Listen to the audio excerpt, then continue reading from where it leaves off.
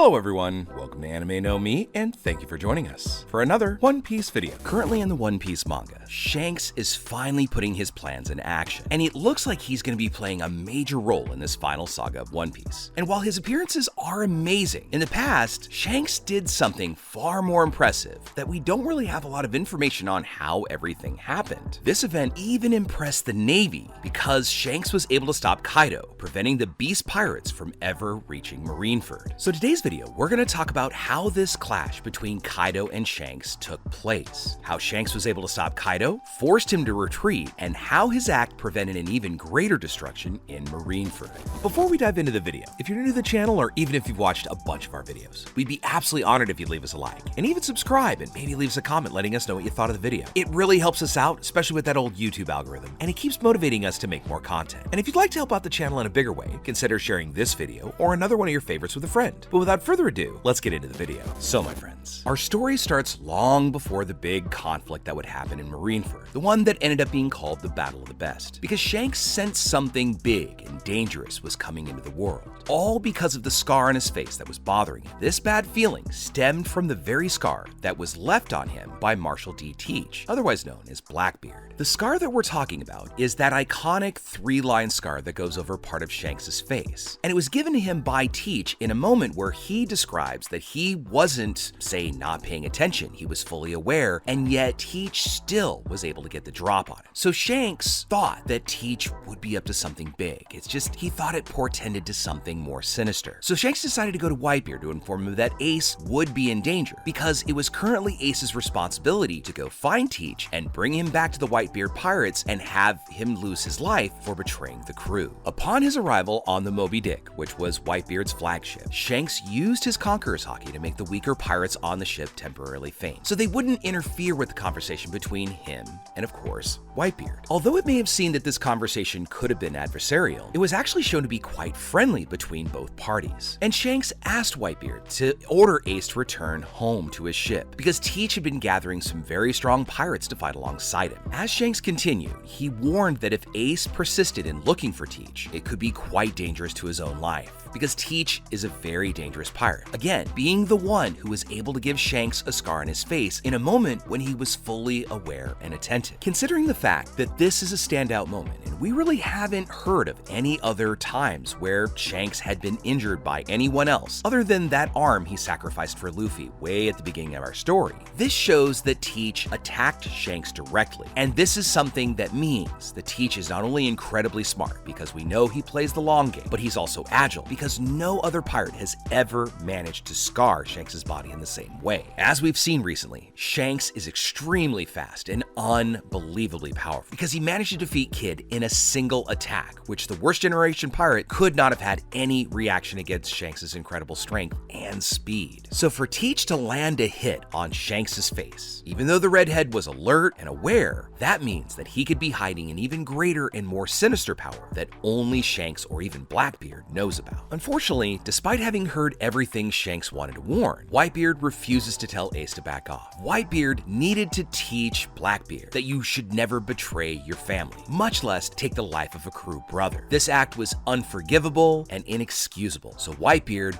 would not ever allow him to get away with it. As Whitebeard finished his statement to Shanks, with a very proud tone, he kind of condescended and told Shanks that he was just too young. As Whitebeard concluded, with a very proud tone, he pretty much told Shanks that he was just too young, that he could not rule the actions over what he wanted to do, because the knowledge of Shanks was that of a mere child compared to a man who has been alive as many years, living in conflict and sadness as Whitebeard had. Once they finished their conversation and finished drinking their sake, they both took their weapons and clashed blade, causing the clouds and sky to split in half, and thus ending the conversation between these two powerful Yonkos. Now, as hopeful as Whitebeard might have been in that moment, unfortunately, Shanks' prediction turned out to be correct. Ace was defeated and captured by Teach, and then handed over to the Navy to have his life taken in a public execution. Now, obviously, Whitebeard would not allow one of his sons to lose their life, so he, along with his allies, went to Marineford to start a battle between the pirates and the Marines in that location. So as Whitebeard started to mobilize, Kaido, knowing that Whitebeard was going to Marineford, decided to go and confront him. However, the news that Kaido was also going to Marineford made made the Marines quite fearful of what could happen on that battlefield. Upon learning that Kaido was going to go to Marineford, Shanks, along with his pirates, intercepted Kaido's ship and prevented him from ever making it to Marineford. Shanks wanted to stop Kaido from causing even more destruction on that battlefield. There's also the possibility that he was looking to prevent Kaido from ever meeting Luffy in Marineford, consequently taking his life for being a much stronger pirate than our young rubber captain was at that time, because this is still pre-time skip Luffy. So in some as yet unrevealed way, Shanks was somehow able to not only stop Kaido, but he got him to return to Wano. And apparently, there was no confrontation between the two of them, as when arriving in Marineford, Shanks showed no signs of a struggle or even having been in a battle. When the Marines learned about Kaido's attempt to go to Marineford and Shanks' interception, everyone was also afraid because if a battle between these two Yonko happened, it would be not only a historic event, but possibly one of the most devastating events to take place in that location. Just consider the other events that we know took place in Marineford, where Whitebeard arrives at the place along with his fleet and his allies by his side, starting in a huge battle. And during this incredible battle, many lives were lost on both sides of that battlefield. Whitebeard gave his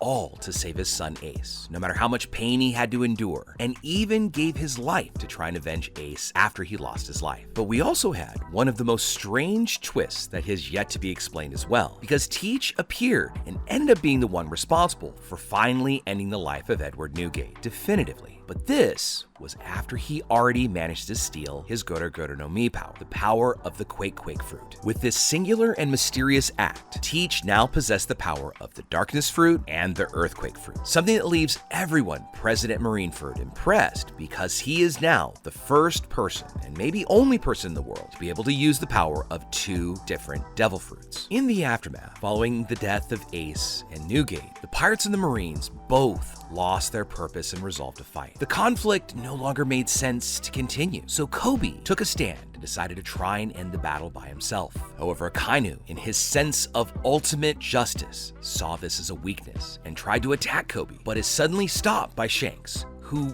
mysteriously appears in the middle of the fight and blocked the Admiral's attack with a single hand. Shanks then praised the young sailor for his determination, because Shanks said that Kobe had secured the seconds of courage to change the fate of the world with his brave words. The other Marines on the battlefield noticed the presence of the other members of the red-haired pirates, and they even wondered how Shanks had ever managed to get to Marineford so quickly, because they had just received word that he was fighting Kaido elsewhere in the world, a question we still don't have an answer to. So after stopping Akainu's attack, Shanks asked Buggy to give Luffy the straw hat as soon as he wakes up, and as a reward, he would give Buggy a treasure map for his old friend. A map we know didn't actually lead to real treasure. When Lucky Roo asked his captain if he was sure he didn't want to personally deliver the hat to Luffy after not having seen it for 10 years, Shanks admits that he really would have loved to, but it just wasn't the right time to meet Luffy again. This is of course because Luffy hadn't gotten strong enough yet to fulfill the promise that they had made to each other. This reunion could only happen when Luffy managed to get much stronger and truly was a great pirate. So when Law emerges from the battle in his submarine to help the Straw Hats, he manages to pick up a shell-shocked Luffy and take him to safety, far away from Marineford to heal his injuries. Knowing that Luffy was safely out of the way, Shanks and his crew ended the confrontation that was taking place in Marineford. He also ordered Marco to withdraw so that this battle didn't drag on any longer, because so many more lives would be lost for no reason. And in a very curious action,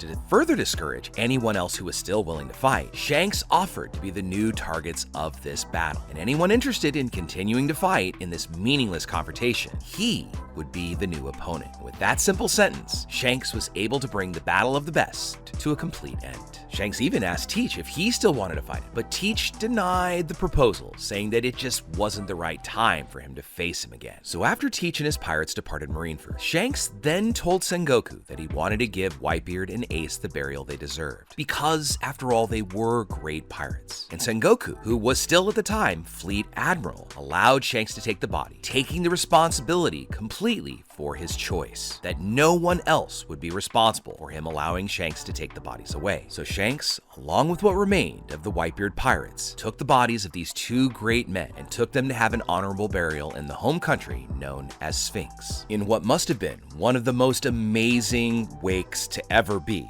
maybe in One Piece, maybe ever. Shanks' crew, along with the Whitebeard pirates, united at the funeral to pay their final respects to these two great pirates. And Marco even thanked Shanks for making sure that Whitebeard and Ace were given their proper burials. But in that moment, Shanks could only think of Luffy, saying that he would now be dealing with a tremendous loss. However, that could not be the reason that made Luffy give up on his dreams, because Shanks knew that Luffy needed to know both victories and defeat to become not only a real man, but a truly great pirate. And so this is how the great event that took place in Marineford, known as the Battle of the Best, came to a close, with this important participation of red-haired Shanks. Because not only was he able to stop the battle that was going on, he was also able to stop Kaido and a major confrontation to not do any further harm to those that were on the battlefield. And this may come to be something really important and has a future connection to his quest for the One Piece treasure, whatever plans he has in store for Luffy. So with all that said, my friends, we'd now love to know what you think about it. What do you think happened between Shanks and Kaido? There's been a lot of discussion around the community, and some have wondered, even us here on the channel have wondered, did Shanks know something about Luffy's fruit? That he would become Joy Boy if he could rebound from this tragedy on the battlefield? And that if Kaido just waited and was patient, Kaido would finally meet the man that could bring him to his final end and grant him the honorable death that he'd been chasing after for so long. Next, how do you think it's gonna play out when Shanks and Blackbeard finally meet?